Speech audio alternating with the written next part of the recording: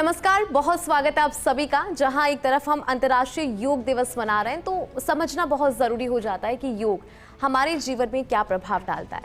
लेकिन अगर कोई एक्सपर्ट हो जिसे ये पता हो कि योग का मतलब वाकई में जुड़ना होता है, जब हम चेतना की बात करते हैं, हमारी प्रकृति की बात करते हैं, मनुष्य की बात करते हैं और जुड़ाव की बात करते हैं, तो योग कैसे प्रभाव डालता है हमारे जीवन में। और कहते हैं कि आपकी फिजिकल फिटनेस के साथ साथ जो मेंटल फिटनेस होती है वो बहुत ज़्यादा ज़रूरी होती है। आज स्ट्रेस बहुत ज़्यादा बढ़ रहा है, एंजाइटी हो रही है, उसको कैसे दूर किया जाए, तो फिर याद आता है योग। ऐसे में आज हमारे साथ एक एक्सपर्ट हैं, उनसे मैं आपका परिचय करवा देती हूँ। न्यूरोसर्जन है डॉक्टर मयूर, और इन्हें योगिक न्यूरोसर्जन भी कहा जाता है। उसके बारे में भी हम बात करेंगे। सबसे पहले बहुत स्वागत है डॉक्टर मयूर आपका। अगर मैं बात करूँ योग की और जिस तरह से आपकी जीवन की बात करूँ, आपकी जर्नी की बात करूँ, योगा से आपने शुरुआत की, फिर आप न्यूरोसर्जन बने, तो ऐसे बहुत सारे पेशेंट्स आपके पास आते होंगे जिन्हें आप खुद ये बोलते होंगे कि अपनी लाइफ में योगा को ढालें, योग करें। हाँ जी। लेकिन उससे पहले ये समझना चाहूँगी, आसान शब्दों में क्या है योग? योग, जैसे आपने अभी बोला कि योग का मतलब है जोड़ना। जोड़ना हम मैथ्स में भी करते थे ना, 2 और 2 4 ऐसे। वैसे ही जोड़ना कैसे है, शरीर को मन से और मन को प्रकृति से, और प्रकृति से हमको जो ऊर्जा मिलती है उससे। इस तरीके से योग जो है ये मनुष्य को फिर से प्रकृति से जोड़ने की एक प्रक्रिया है जी। अगर आप देखेंगे योग साधना में आसनों के बारे में अगर हम देखेंगे तो बहुत सारे आसन ऐसे हैं जो प्रकृति से मतलब प्रभावित है, जैसे वृक्षासन, जैसे मार्जरासन, जैसे भुजंगासन। से ये सब प्राणियों से या फिर वृक्षों से लिया गया आसन है। ऐसा इसलिए किया जाता है कि हम जुड़ सके प्रकृति से, क्योंकि जो ऊर्जा हमें मिलती है वो प्रकृति से ही आती है। तो जुड़ने का काम है योग। तो कुल मिलाकर अगर हमें अपनी प्रकृति से जुड़ना है तो योग को अपने जीवन में अपनाएं। लेकिन डॉक्टर मयूर, आज जब हम लोगों की बात करते हैं तो कहीं ना कहीं योग को लेकर लोगों के मन में एक बात सामने आती है। सबसे पहले उनको लगता है व्यायाम, लेकिन हाँ, सिर्फ व्यायाम योग नहीं है। हाँ। योग बहुत बड़ा कॉन्सेप्ट है। हाँ जी। तो योग जो है वो महर्षि पतंजलि ने हजारों साल पहले हमारे लिए सूत्र लिखे थे। सूत्र का अगर हम मतलब जाने तो वो है धागा। और धागा। हाँ, धागे में हम लोग क्या पिरोते हैं, मोती, और फिर उसकी माला बना के पहनते हैं। सो ये जो धागे होते हैं बहुत महत्वपूर्ण होते हैं, और उनके ऊपर हम कुछ भी सजाए तो उससे फूलों की माला भी बन सकती है, मोती की माला भी बन सकती है, किसी भी प्रकार की माला बन सकती है, और वो धागे से जुड़ने से उसकी वैल्यू बढ़ जाती है। वैसे ही महर्षि पतंजलि ने योग सूत्र का निर्माण किया था, जो बेसिक प्रिंसिपल्स है योग के, और उसमें उन्होंने अष्टांग योग की डिस्क्रिप्शन दी थी। अष्टांग योग, अष्ट मीन्स 8 में पहला है यम, फिर नियम, आसन, प्राणायाम, प्रत्याहार, धारणा, ध्यान और समाधि। अभी आप ऐसे देखेंगे तो इसमें से लोग आजकल क्या जानते हैं ज्यादा से ज्यादा, आसन या फिर प्राणायाम। उससे आगे थोड़ा बहुत, सर आप मेडिटेशन कराते हैं क्या? तो मेडिटेशन हो गया, ध्यान, वो भी एक छोटा सा भाग है। तो ऐसे देखा जाए तो 3/8 of yoga is known, rest of the things are थोड़े से मिस किए जा रहे हैं, नहीं पता उतना। तो ये जो बात है वो योगा जो मैट पे होता है उसके आगे की बात है, और उसके थोड़े से पीछे की भी बात है। योग में सिद्धि प्राप्त करने के लिए ऐसा बोला जाता है कि सबसे पहले यम और नियम की सिद्धि होना जरूरी है। अब यम और नियम क्या है? आसन के पहले यम और नियम आते हैं, तो जो अगर मैट पे बैठने वाले हैं उसके पहले उनको यम और नियम की साधना करनी चाहिए। फॉर एग्जाम्पल, अहिंसा मीन्स नॉन वायलेंस। सत्य means to speak and find truth. Right.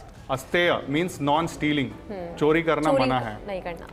Then ब्रह्मचर्य को बहुत सारे लोग फिजिकल इंटीमेसी अवॉइड करने के बारे में जानते हैं, बट ब्रह्मचर्य का मतलब होता है ब्रह्मचर्य मीन्स कोई बड़े उद्देश्य की ओर जाना।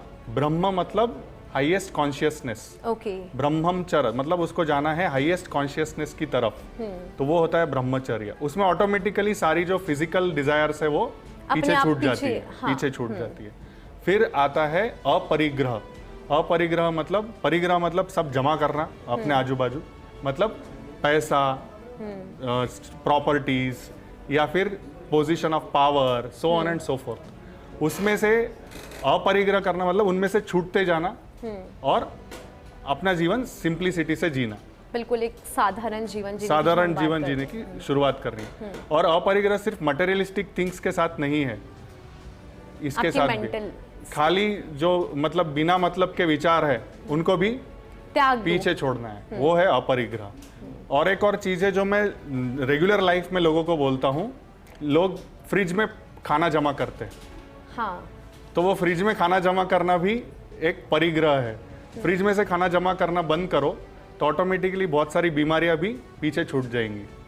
तो फ्रेश खाना खाओगे तो वो है अपरिग्रह, खाना जमा करके खाओगे वो है परिग्रह। बहुत खूबसूरत तरीके से आपने समझाया है, क्योंकि ये डेली लाइफ का एक कॉन्सेप्ट हो जाता है। तो ये है योग। बिल्कुल सही बात है। हाँ जी, हाँ। अच्छा, योग की हम बात कर रहे हैं, आपके पास बहुत सारे पेशेंट्स आते होंगे डॉक्टर मयूर, हाँ जी। जिनको देख के आपको लगता होगा कि इनको अपने जीवन में, अगर मैं कहूंगा कि योग अपनाए तो उनके जीवन में प्रभाव पड़ेगा।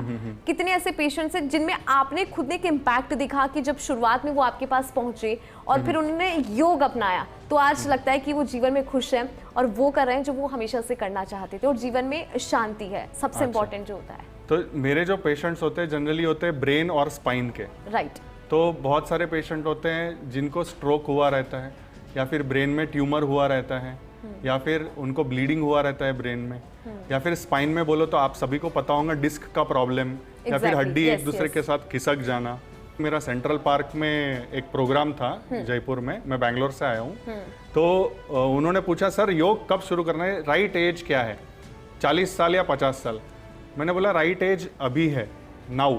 आप 10 साल के हो, 20 साल के हो, किसी भी साल के हो, राइट एज नाउ है। क्योंकि जैसे हम मतलब अपने फ्यूचर के लिए पैसे जमा करते हैं, वैसे ही हमारे फ्यूचर के लिए हमने स्वास्थ्य को जमा करना है, और वह स्वास्थ्य तभी जमा होगा जब हम योग अभ्यास करेंगे। ऐसे पेशेंट जो व्हील चेयर के ऊपर आते हैं, तो मेरा जो उनके प्रति अप्रोच है वो पूरा चेंज हो जाता है।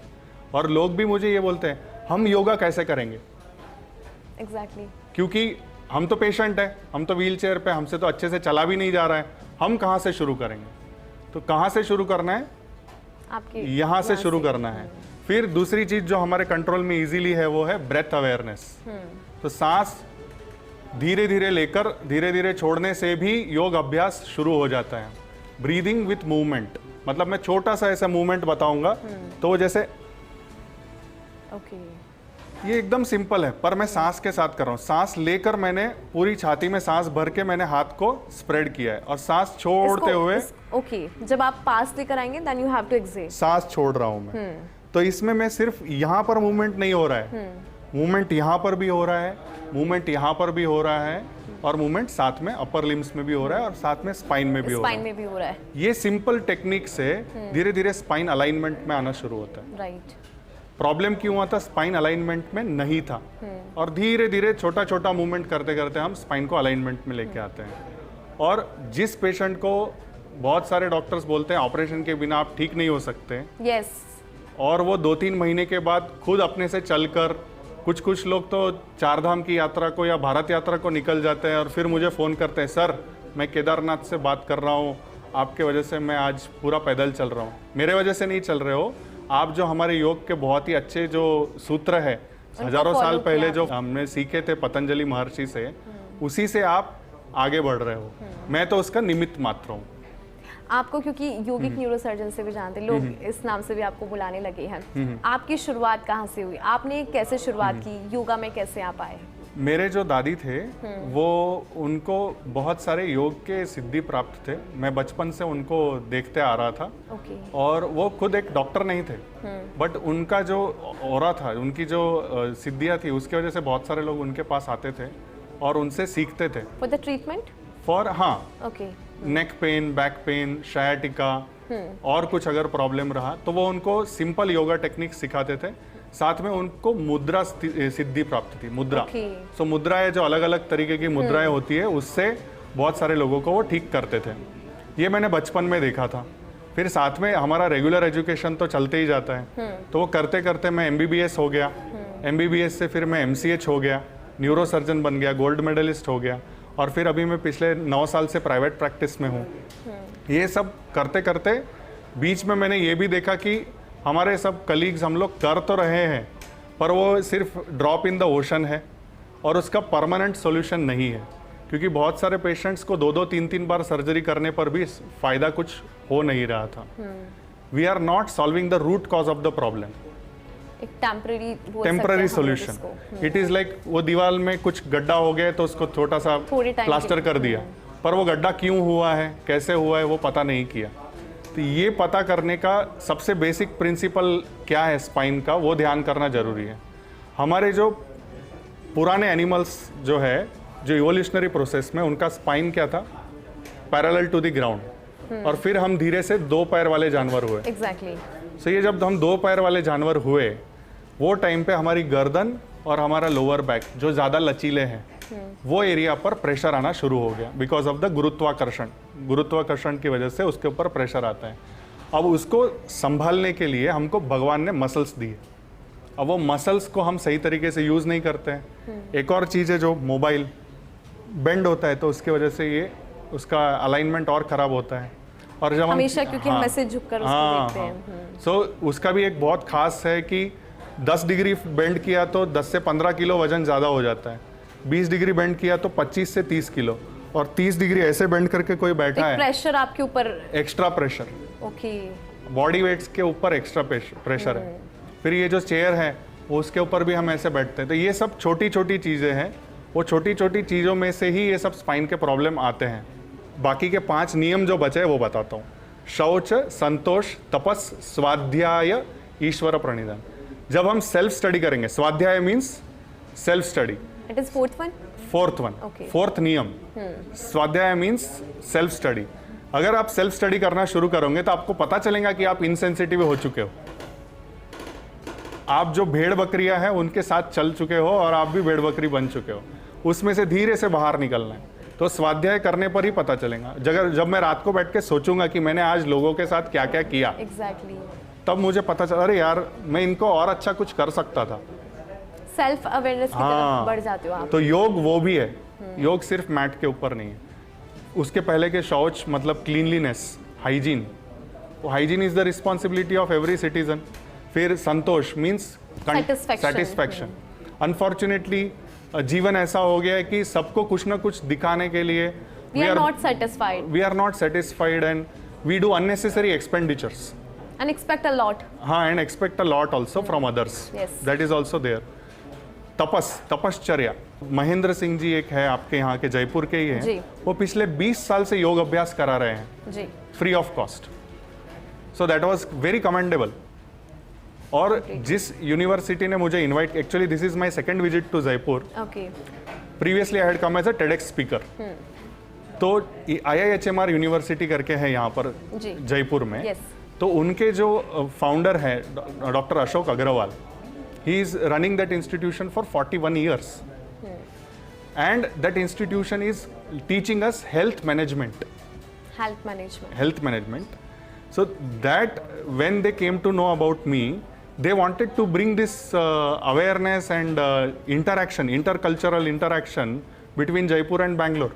Okay. And within one shot, I was here. Yes. And even this time also, they have invited, and I am grateful to them for inviting me here. तो ये जो है, ये तपश्चर्या का पार्ट है. कोई भी चीज़ को 20 साल पकड़ के रखना, 41 years, 41 साल पकड़ के रखना और उस पर काम करना, यह है तपश्चर्या. अनफॉर्चुनेटली आज की जनरेशन में उस तरीके का पेशेंस नहीं है. यही चीज़ मैं पेशेंट्स को भी बोलता हूँ. पेशेंट का नाम ही पेशेंट है, तो उनको थोड़ा सा धैर्य रखना पड़ेगा.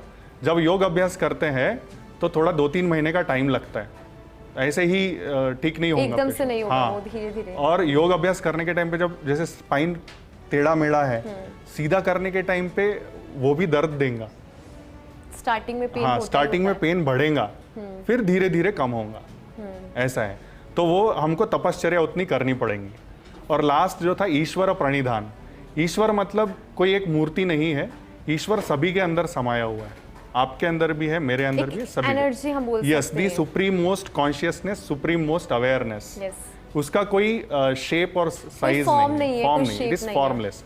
या but we can make and we can connect with it at energy level. Yes. So ईश्वर प्रणिधान मतलब जो हमारे ऊपर जो एक एनर्जी है उसको हम नमस्कार करके उसके हम अंदर आभारी रहते हैं उसको ईश्वर प्रणिधान बोलते हैं। ओके, लोगों की लाइफस्टाइल ऐसी हो गई है कि रात के 12-1 बजे से पहले सोते नहीं है। अच्छा, फिर उसके लिए मैं आपको एक खास बात ये बताऊंगा कि मेरे सारे पेशेंट्स के साथ मेरा काफ़ी स्पिरिचुअल डिस्कशन होता है। तो उसमें से एक यंग पेशेंट थे 34 इयर्स के, उनको ब्रेन कैंसर हुआ था। ओके। और उनका मैंने सर्जरी किया। और सर्जरी के बाद मैं योगा सबको पहले और बाद में योगा सिखाता हूँ। तो योग सिखाने के टाइम पे उन्होंने मुझसे पूछा, सर मैं तो वेजिटेरियन हूँ, मैं तो स्मोकिंग भी नहीं करता, मैं ड्रिंकिंग भी नहीं करता, तो मुझे ये बीमारी क्यों हुई? बिल्कुल सही बात। बैंगलोर में प्रॉब्लम ये है कि बहुत सारी कंपनियां हैं यूएस बेस्ड और यूके बेस्ड। ओके। तो उनकी जो कंपनी थी वो यूएस बेस्ड थी। तो वो रात में काम करते थे और दिन में सोते थे। तो ये जो है इसको सर्कैडियन रिदम बोलते हैं, बायोलॉजिकल क्लॉक, जैविक घड़ियाल। ये बायोलॉजिकल क्लॉक अगर खराब हो जाता है, डिस्टर्ब हो चुका वो, कंप्लीटली डिस्टर्ब हो जाता है, उस वजह से एक मेलाटोनिन करके एक हार्मोन होता है। ओके। वो हार्मोन अच्छे से काम नहीं करता है। वो हार्मोन है अमृत जैसा, it is like a nectar of bliss. और उसमें अगर नहीं हुआ तो इम्यूनिटी खराब होती है, शुगर लेवल्स खराब होते हैं, हार्ट के ऊपर प्रेशर आता है और हमारे सारे जॉइंट्स भी खराब होने शुरू होते हैं। साथ साथ में हमारे शरीर में कैंसर उद्भव होने का भी चांस रहता है। एक और ये चीज से मतलब बीमारियों की घर की तरफ बढ़ जाते हैं। यस, मेरा एक वीडियो है, can lack of sleep cause cancer. ये बाद में मैंने जब वो पेशेंट ने मुझे ऐसा पूछा, उसके बाद में मैंने उनको जवाब दिया, तो मैंने सोचा ये मैं क्यों ना बाकी लोगों के साथ शेयर करूं। बिल्कुल सही बात तो है। बैंगलोर में मैंने एक कैंसर फाउंडेशन के साथ ये एक लेक्चर किया था। बहुत लोगों ने बहुत तालियां बजाई, पर मेरा काम तालियों तक नहीं रुकना चाहिए। तो मैंने उसको मेरे जीवन में और उतारा। मैं बताता हूँ क्या किया मैंने उसका। तो ये पेशेंट के बारे में जब मैं स्टडी कर रहा था, रिसर्च कर रहा था, तो मुझे पता चला WHO, वर्ल्ड हेल्थ ऑर्गेनाइजेशन, उन्होंने शिफ्ट वर्क को 2007 में कार्सिनोजन करके डिक्लेयर किया था। ओके। मतलब जो रात में काम करते हैं और दिन में सोते हैं, उनको कैंसर होने का खतरा है। और ये उन्होंने WHO की तरफ से 2007 में डिक्लेयर किया है। पैसा एक पॉकेट तो जा रहा है अंदर और दूसरे पॉकेट से बाहर आ रहा है और हमारी लाइफ को भी रिस्क हो रहा है। एग्जैक्टली। बहुत सारे यंगस्टर्स इसके वजह से प्रॉब्लम में है। तो मैंने इसकी वजह से ये शुरू किया कि मैं रोज सवेरे आकर ब्रह्म मुहूर्त में योगा सिखाऊंगा। तो मैं रोज सवेरे लाइव आके 4:30 से 5:30 मेरे यूट्यूब चैनल पे मैं लाइव योगा सेशन देता हूँ, ताकि मैं मेरे तरफ से कुछ अच्छा कर रहा हूँ, मुझे देखकर लोग मोटिवेट होकर लोग भी करें, ऐसा मेरा उद्देश्य है। वो मैं पिछले 5 साल से कर रहा हूँ। डॉक्टर मयूर, हमने अभी अलग अलग आसन की भी बात करी, साथ ही हमने ये भी बात किया कि योग हमारे जीवन में कैसे प्रभाव डालता है। आगे भी हम एंजाइटी की बात करेंगे, स्ट्रेस की बात करेंगे, कैसे इससे रिलीफ मिलेगा। देखते हैं योग की हमारे जीवन में योग का बहुत ही ज़्यादा प्रभाव पड़ता है, एक पॉजिटिव इम्पैक्ट नजर आता है। डॉक्टर मयूर लगातार हमारे साथ बने हुए, इनसे चर्चा करते हैं और जानते हैं कि और कैसे हम अपनी ज़िंदगी को खुशनुमा बना सकते हैं, साथ ही हमारे जीवन में हम कैसे शांत जीवन की तरफ बढ़ सकते हैं। तो कई तरह की चीज़ें हो जाती है। डॉक्टर मयूर, मैं ये जानना चाहूँगी कि अभी जब हम बात कर रहे थे पूरे योग की, फिर हम आते हैं एंजाइटी पर, स्ट्रेस पर, जो आज लोगों की ज़िंदगी में आ रहा है, इसको आप कैसे देखते हैं और कैसे लगता है कि योग के माध्यम से जो स्ट्रेस है उसे कम किया जा सकता है, साथ ही एंजाइटी से हम दूरी बना सकते हैं? मैं आपको लेके जाऊंगा 3000 साल पहले। ठीक है। क्योंकि महर्षि पतंजलि ने ये प्रॉब्लम का भी आंसर योग सूत्र में दिया है। 3000 साल पीछे जाएंगे। मुझे आप सोच के बताओ, वो टाइम पे reason for anxiety, reason for depression, tell me. आप 3000 साल पीछे जाओ और मुझे बताओ आपको एंजाइटी क्यों होंगी वो टाइम पर। उस टाइम पे तो मेरे को लग रहा है कि I can't relate actually. Okay, I will tell you. Yes. वो टाइम पे ये बिल्डिंग्स थे? नहीं। तो आप कहाँ रह रहे थे? जंगल में। जंगल में। अब बताओ, जंगल में आप घूम रहे हो, आज की तारीख में भी अगर आप घूमने जा रहे हो और जंगल में घूम रहे हो, नेचर में हो आपको मजा आएगा कि आपको डर लगेगा? मजा आता है। और अगर थोड़ा सा और अंदर चले गए जहाँ पे आजू बाजू में कोई नहीं है, तब तो फिर मुझे बताओ, तब तो डर लगेगा। तब क्या एंजाइटी होंगी? बताओ। तब तो एनिमल्स का यस, सो वाइल्ड एनिमल्स का एंजाइटी आज की तारीख में हमको नहीं है। 3000 साल पहले every moment was a moment of fear of being eaten by some predator. Exactly. और वो टाइम पे लायंस, टाइगर्स, स्नेक्स, इनका पॉपुलेशन बहुत ज़्यादा था। ठीक है। नेचुरल कैलामिटी के लिए हमारे पास इतनी बड़ी बड़ी सीमेंट की बिल्डिंग्स है जो हमको प्रोटेक्ट करती है, वो टाइम पे थी? नहीं। हमको अगर कोई इन्फेक्शन हो गया, मलेरिया हुआ, डेंगू हुआ या फिर कोई और वायरल इन्फेक्शन हुआ, उसके लिए आज हमारे पास हॉस्पिटल्स है। वो टाइम पे थे नहीं थे। हमारे पास काफ़ी सेफ्टी इक्विपमेंट्स आज की तारीख में है, राइट, वेपन्स है अलग अलग तरह से, वो टाइम पर नहीं थे। तो ये सारी जो चीज़ें हैं ना, इसको बहुत ब्यूटीफुली महर्षि पतंजलि ने डिस्क्राइब किया है, हर चीज़ को। तो उन्होंने बोला कि हमको 5 क्लेश है, पंच क्लेश। ओके, एक है अविद्या, दूसरा है अस्मिता, तीसरा है राग, चौथा है द्वेष और 5वां है अभिनिवेश। अविद्या तो सबको मालूम है, इग्नोरेंस। ठीक है, वो टाइम पे भी इग्नोरेंस था, आज भी इग्नोरेंस है, हाँ या ना? यस। वो टाइम का इग्नोरेंस अलग था और आज का इग्नोरेंस अलग है। उसका जो एंटीडोट है वो उन्होंने नियम में बता दिया है, स्वाध्याय। फिर दूसरा है अस्मिता। अस्मिता मीन्स ईगो, अहंकार। वो टाइम पर भी था, आज भी है। और ईगो के वजह से ही एंजाइटी है ना। किसी को सुपीरियरिटी वाला ईगो है, किसी को इन्फीरियरिटी वाला है। There is a positive ego and there is negative ego. So जिसको नेगेटिव ईगो होता है वो इन्फीरियरिटी कॉम्प्लेक्स में जाके एंग्शियस रहता है, जिसको सुपीरियरिटी कॉम्प्लेक्स रहता है वो आजू बाजू के लोगों को एंग्शियस कर देता है। राइट। ठीक है, तो मुझे ये भी देखना है कि अगर मैं किसी से सुपीरियर हूँ, I should not induce anxiety amongst others, I should try to bring people together. So that is how I will get rid of अस्मिता। ओके, तीसरा है राग। राग मीन्स अटैचमेंट। हमें आज भी अटैचमेंट है चीज़ों से, और पहले भी थी। तो ये सब जो कनेक्शंस है वो एटर्नल है, और यही सब रीजंस है हमारे सफरिंग के, मेंटल सफरिंग के। You agree? बट कहते हैं ना कि अटैचमेंट तो होना जरूरी है ना, नहीं तो आप रोबोट हो जाओगी। Pathological attachment. Okay, I am not talking about regular attachment. yes. I am talking about unnecessary attachments. That pathological attachment is leading people to crimes and which is creating unhealthy society. Last one is abhinivesha. Abhinivesha is fear. वो time पर fear of death बहुत ज्यादा था। आज की तारीख में हमको फियर ऑफ डेथ नहीं है। Exactly. वो टाइम पे फियर ऑफ डेथ बहुत ज्यादा था। तो ये जो एंग्जाइटी का लेवल जो है वो actually if you see it is lesser as compare to 3000 years ago. Okay. And if you start organizing yourself, your thought process, 90% of your anxiety will go away. तो आप ये बोल रहे हैं कि सिर्फ इसका खेल है सारा? Yes, स्वाध्याय कीजिए, सेल्फ स्टडी कीजिए, you will start getting rid of 90% of your anxiety. You will not need medicines like that. Doctor मेरे लास्ट मेरा सवाल आपसे ये रहेगा, आज हम देखते हैं कि लोग योगा से और अगर हम बात करें जिम की, व्यायाम को अगर मैं लेकर चलूं, इसके बीच में कंपैरिजन करने लग गए हैं। दूसरी चीज मैं आज इस पर बात करना चाहूंगी, मोटापा आज बहुत ज्यादा बढ़ रहा है, उसको आप कैसे देखते हैं कि ओबेसिटी की हम बात करते हैं? देखिए, obesity is because of variety of reasons and Indian scenario में it is related to stress. Okay, stress की वजह से स्ट्रेस हार्मोन्स रिलीज होते हैं, जो ऐसे खास एक गोला बनता है ना पेट का सामने, बाकी की बॉडी, पूरी बॉडी में आपके कहीं इफेक्ट नहीं होता, पर ऐसे गोला दिखता है, that is a stress belly. It is called as stress belly. तो वो स्ट्रेस को कम करना सीखना पड़ेगा एक। फिर दूसरी जो ओबेसिटी है वो है ज़्यादा खाकर। तो स्ट्रेस के 2 रिस्पॉन्स होते हैं ना, एक है कि वो हार्मोन रिलीज हो गया और कुछ नहीं खाया तो एक सिर्फ स्ट्रेस बेली बन गया। दूसरे होते हैं जो लोग स्ट्रेस में स्ट्रेस ईटिंग करते हैं, यस, जिसको मतलब ईटिंग डिसऑर्डर में आ जाता है वो, तो वो करके लोगों का बहुत ज़्यादा वजन बढ़ जाता है। तो वो रूट कॉज को आइडेंटिफाई करके, स्ट्रेस को आइडेंटिफाई करके पहले होगा। फिर वेट रिडक्शन के लिए same food, exercise and sleep, इन तीनों को बैलेंस करना है। ठीक है। और आपने जिम के बारे में जो क्वेश्चन पूछा, जिम और योग ये दोनों बहुत अलग अलग चीजें हैं। योग सिर्फ एक्सरसाइज नहीं है ना, exactly. योग एक जीवन पद्धति है, राइट, ठीक है। और जिम जो है वेरी मीन्स, मैं थोड़ा सा हो सकता है कंट्रोवर्शियल हो जाऊं, बहुत सारे लोग मेरे पीछे पड़ जाए, पर मैं बोलूंगा आपको कि it is a kind of industry driven approach towards gym. Okay, means there are lots of things.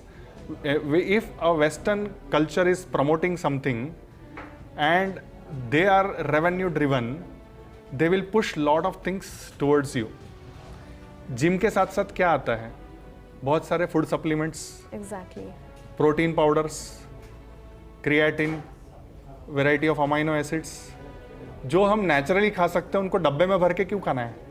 Then तो we have to understand this. And you see there are lots of news which come where a young bodybuilder who are like very strong, they look very strong, But they are not. they because they have died at very young age, 31, 32, Exactly. 37. You keep listening, but those news are buried deep. They don't come up. I Unfortunately, if I tell you, the body is not just this is not just something which is like physical. It has electrical energy. Yes. And if you keep on stimulating that electricity too much, it will get exhausted. The wires will burn out. That is what happens. The blood vessels also get burnt out if you do too much of exposure and too much of stimulation to your body. Whereas yoga is something which will gently fuse everything together. I am not telling yoga as a superior thing, but yoga is a better way of living life rather than just considering it as a modality of fitness. There is a difference between life and just fitness. Yes. आपने बहुत ही आसान शब्दों में और बहुत अच्छे से इस पूरे कॉन्सेप्ट को समझाया डॉक्टर मयूर, बहुत धन्यवाद। It was very informative. जो भी दर्शक हमारे देख रहे हैं उन्हें समझ में आया होगा कि योग वाकई हमारे जीवन में बहुत ज़्यादा प्रभाव डालता है। बहुत बहुत धन्यवाद। Thank you very much. नमस्ते। तो आपने देखा कि किस तरह से योग के माध्यम से हम अपने जीवन में पॉजिटिविटी ला सकते हैं, साथ ही जो जिंदगी जीने का तरीका है वो सिखाता है योग। तो अगर अभी तक आपने योग को अपने जीवन में नहीं लेकर आए हो तो शुरुआत आज से ही कर दीजिए, क्योंकि डॉक्टर मयूर ने भी अभी कहा कि इसके लिए कोई सही समय नहीं है। सही समय अगर कुछ है तो वो अभी है। फिलहाल इतना ही, मुझे दीजिए इजाजत। नमस्कार।